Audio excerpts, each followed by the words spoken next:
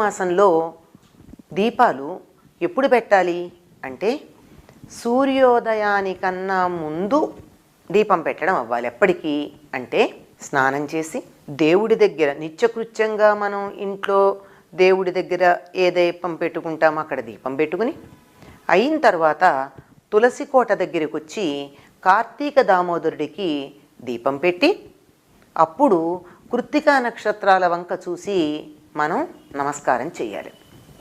ఈ కృత్తికా నక్షత్రాల సమయానికి ఆకాశంలో మనకి తూర్పు దిక్కున కనపడుతూనే ఉంటాయి. వీటిని గొరకొయ్యలు అనే పేరుతో మన వాళ్ళు పిలుస్తూ ఉంటారు. 6 నక్షత్రాల యొక్క సముదాయం ఈ కృత్తికలు. అంటే ఎప్పుడు నిద్ర లేవాలి, ఎప్పుడు కార్తీక స్నానం చేయాలి అన్నది ఎవరికి వాళ్ళు నిశ్చయించుకోవాలి. ఎంత వేగంగా ఎంత త్వరగా మనం ఈ పని చేయగలమో అన్న దాన్ని బట్టి ఉంటుంది. అంటే